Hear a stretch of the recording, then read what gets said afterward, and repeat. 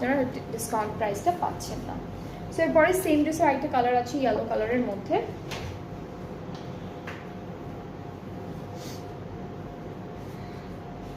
এইটা হলো কামিজের ফ্রন্ট পার্টটা, আগেরটারই জাস্ট কালারটা হলো গ্রিন।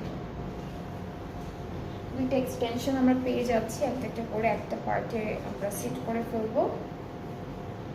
এটা একটা পার্ট,